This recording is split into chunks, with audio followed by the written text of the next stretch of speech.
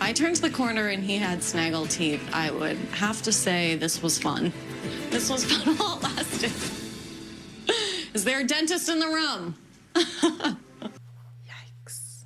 Hello, everybody, and welcome back to Taste of Reality. My name is Queenie, for those who don't know me, and we're reviewing Married at First Sight Season 14, Episode 3. Before we get into it, please make sure to like this video, subscribe to the channel, hit the notification bell, and let's get into the review. So we're going to start off with Michael and Jasmina. Although Michael might have the best characteristics of all the husbands, his schedule isn't conducive of a new healthy relationship. So I'm up at 4. Oh! Yeah, 4. Out the door, I know. Monday through Friday, I know. It's the life I chose. Usually home 7:30. Now that he is a married man, I don't know if he has any plans of restructuring his schedule to make time for his wife, or even just to make time to decompress, because this is a stressful situation. You need time for her, but you also need time for yourself. So I don't really know. Later on, the sisters of Michael are catching Jasmina up to date on the situation with their mom passing, and they actually gave her a pin that commemorates her memory. And the gesture was basically to say, hey, you're a part of us now. Our loss is your loss. Our gains are your gains. Like, we're all in this together. The sisters are either going to be very beneficial to this relationship or very detrimental to this relationship. I think their loyalty to their brother is so admirable.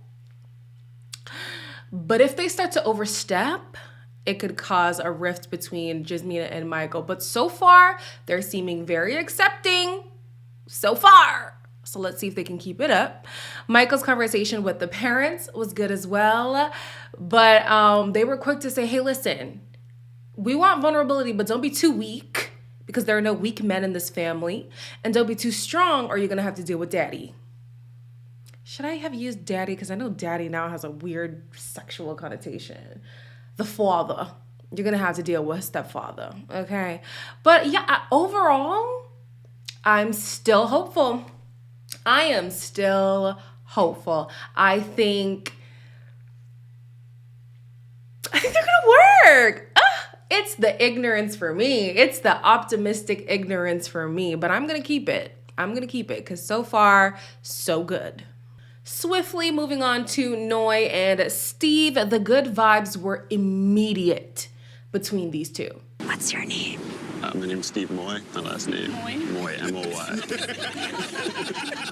That rhymes with my first name, Noi. No, yeah. What's your last name? Doesn't rhyme with Steve. No. Sorry. After listening to the vows and seeing Noi get emotional when Steve was talking, even the little cute ring pop moment they had between each other, this is another one that I'm hopeful for. And I will genuinely be hurt if this one doesn't work out. Because the cultural similarities, the banter that's similar between them, the understanding from both sides, the eagerness to be married, the hope in the process. There's just too many good things. There's too many good things working in their favor that if they don't work out, I'll be shocked. I will be shocked. They both identified their familial ties and how strongly they feel about family, how important family is to both of them. So that was good. Even the families approved. The mom was like, oh, right away. Oh, yeah, I like him. He's a good one for you. Steve reveals that he went on his 4-month road trip. And I think her response was what you would expect, you know? If somebody's going on a road trip for 4 months voluntarily, while still being able to maintain his household, while still being able to not have to scavenge.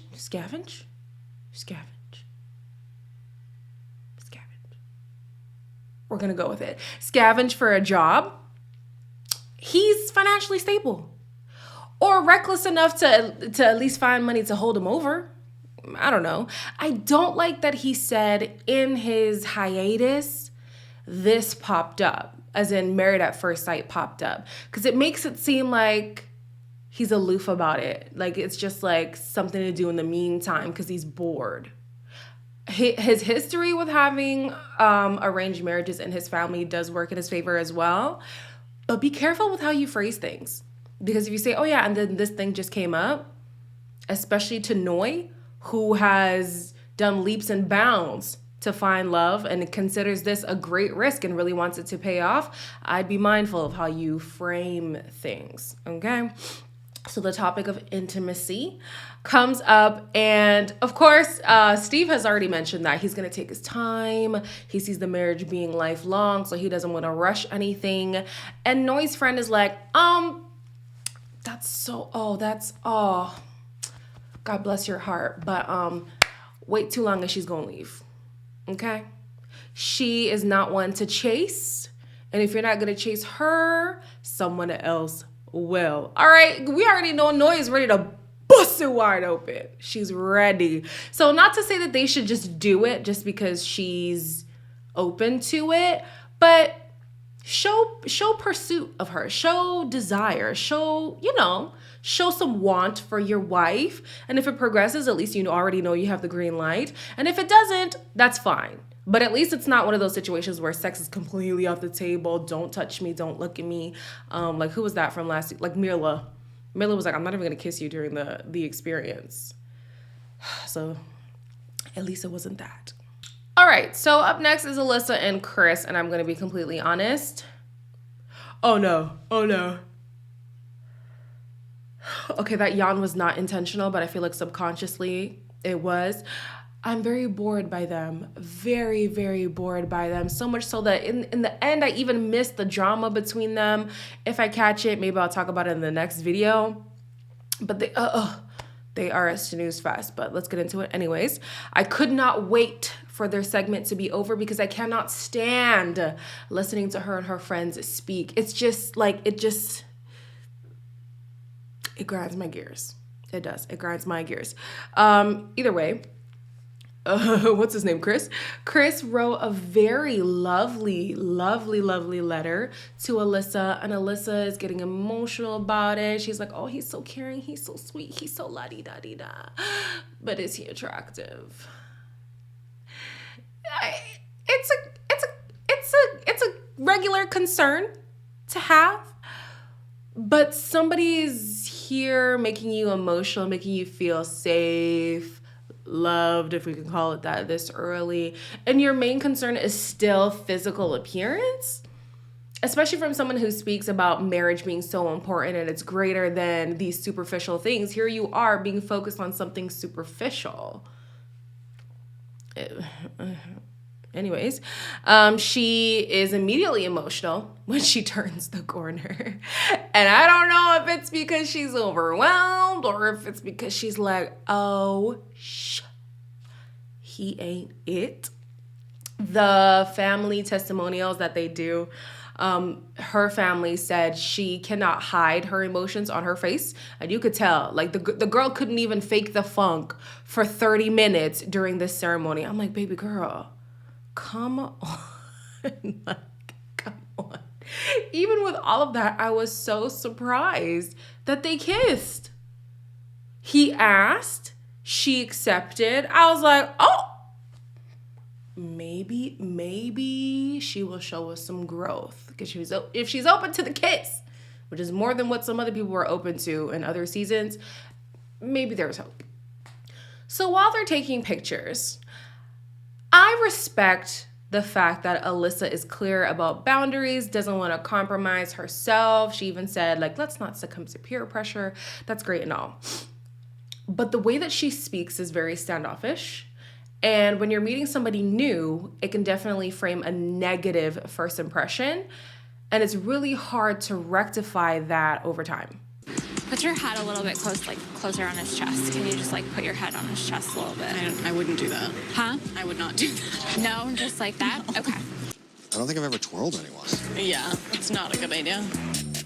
In a situation like Married at First Sight, we all know, I thought my laptop almost died. I was going to have a meltdown. In Married at First Sight, we know first impressions are everything. And a lot of people decide on day one whether or not they're going to give it a fair try. And since she's being so standoffish, The only thing that's working for her is the fact that Chris is so enamored by her that maybe he doesn't even realize that she's being standoffish. But if he was somebody who was a little bit more observant of his environment, he might want to pull back. He might not want to give the experiment a full try because she doesn't want to. She doesn't show interest in him. She doesn't show interest in trying to be physical. And I get it. You're not a physically affectionate person. But that doesn't mean you have to be rude. Like, she had a problem with putting her head on his chest. Like, girl, it's your wedding photos. Just fake the funk, you know? The kiss later on in the reception, I can understand. Kissing, maybe we're doing too much.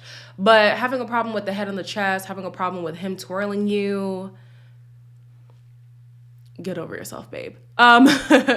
So when they're talking, when Chris is talking to Alyssa's mom, she co-signs the fact that she is a distant person, that she can be hard to, it can be hard for her to let her walls down. So I'm like, oh, why would you say that? That's sabotage. But sabotage was happening all over the place because unfortunately for Chris's friends were saying things that made him look bad to Alyssa. Basically, they were saying he can come off as condescending, he can be overbearing, and he can be combative, and that she needs to stick to her guns in like a disagreement. This is the first impression you want them to have? Do you want her to have of him? That he's combative, condescending, and what was the last one? Overbearing. When have you ever been introduced to somebody like that and said, yup, that's the one? Never. Yeah. Have absolutely no faith in these two, even though in my early predictions I did, because their features favor each other, which is so funny because she's not into him at all. And I'm like,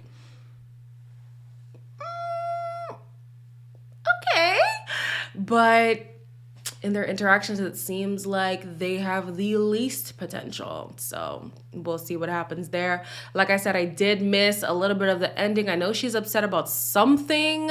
I'm just not sure what that thing is. So maybe I'll address it in the next video. All right, up next is Mark and Lindsay. And I did say Lindsay was hectic. But after she quoted Beyonce, listen, she's in my good books. She's in my good books. I like her. Some of them are just losers. Like, you don't deserve a type of person like me, you know? Yeah. Like, you're cool. Yeah. I'm out. Yeah. I can see that. Mark is concerned that her past relationships have made her jaded to love. She's very open about talking about being hurt before and that she has so much love to give and realizes that she's not for everybody. And someone who's confident enough to say that has probably been through enough situations that proves to her that she's a lot for people. You know what I mean? So he's just worried that maybe he'll have to do a lot of heavy lifting when it comes to being, to receiving love from her. Lindsay, on the other hand, seems like she doesn't see any issues at all. At all. She's like, I like his teeth. I like his family. I like his hair. Oh, his face. Oh, great. Fan-frickin-tastic. I've never seen anybody on this show be so excited with the least amount of expectations. Hopefully she can carry this on and, you know, things can be copacetic. If he loves her and he does right by her, I think it'll work. I think all he needs to do is love, respect. Yeah, love and respect.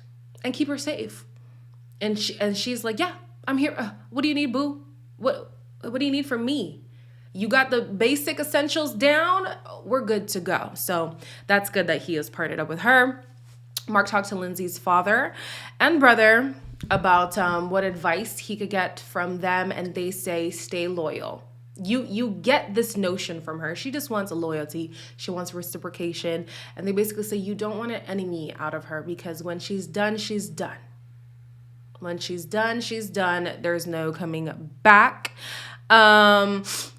He gets emotional near the end of this conversation because for him, he was an only child and he did recently lose his father. I think it was 2019. So having a father figure there and a brother-in-law now who are so accepting of him. He even asked for the father's blessing, was like, oh, you have it.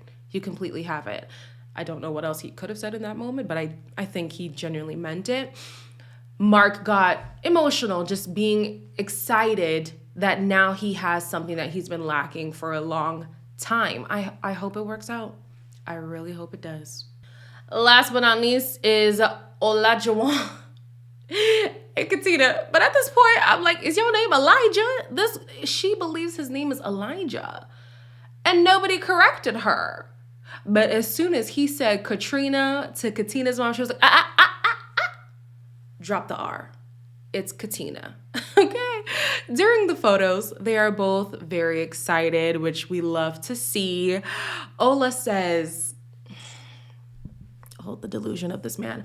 Ola says he sees commitment and love and loyalty, and he even feels it behind Katina's kiss. Reason being, her lips are soft. You know how many men's lips have been soft that I've kissed, and here I am single as a Pringle. It ain't got nothing to do with a kiss. Okay, please. Get it together, sir. The way he brings up his past, though, it still alarms me. It really does. It really, really, really does. And I feel like all my sins been forgiven. I used to run around, do whatever I want, play with whoever I wanted to. I was very selfish, but I'm ready and dedicated for this marriage, and I can't wait to see what we do. My hope for Ola is that his want for marriage trumps his nature of defaulting to who he used to be. Because he talks about it so much that I feel like it's almost like sad he has to let that part go. But everyone around him is getting married, and he acknowledges that he needs to move on to the next stage in life. You know what I mean? Like, his player days must be over, but does he want them to be over? I'm not quite sure. I hope that he is so convicted by wanting to be married so much that it keeps him from defaulting to his old ways. I mean, if you see in the trailer, it's looking like he's very passionate about being a husband. Or I'm gonna have to watch it back, but I think he was more so saying, you're my wife. You're a wife. Yeah, I think I'm mistaken. Let me see your phone real quick. Why do you have that? Who is he? You are married. You understand that? You are not just a whatever person. You are my wife. Well, if that's the case, then that further perpetuates the notion that I had before, where I said I think he wants a wife and doesn't necessarily know what it means to be a husband. I said that in the last video. It's looking like that might be the case. At the reception, Katina reveals that she cannot cook. And he's like, ooh, yeah, we're going to have to work on that because we won't survive. If she can't cook, they won't survive. If she can't cook, they won't survive. It's not like she said, I burn water. You know what I mean? She has cooking abilities. They're just not stellar. And even on top of that, in the world of HelloFresh and Uber Eats, I'm sure you'll be just fine. I'm telling you, he wants a wife, doesn't know what it means to be a husband. So far, Katina's lifestyle does seem to match, what's his name? Ola's family. But they advise her that she's going to have to be very patient dealing with Ola because he needs to be told things multiple times. And he might try to mold her into the wife that he believes she should be. Now, why would you say that? Why would you say that? Again, here's another family member sabotaging the union. If you're telling me the person who I'm in a union with is going to try to make me somebody that I'm not, I'm going to start off being on the defense. why would you do that? But the whole having to tell him things multiple times does make sense later on, because when Ola's talking to Katina's mother, he says, oh yeah, I told her that I have ADHD, so sometimes it's hard for me to pay attention. And I'm like, oh, there it is. That makes so much sense, because the way he would ramble on and on and on, I'm like, I don't think he's even perceiving that he's been talking for so long. I don't even think he notices. And him, revealing that he does have ADHD obviously made that make sense. I was in tears when Katina's mom was like, oh, is that a rabbit? And then dipped. What's that? A rabbit.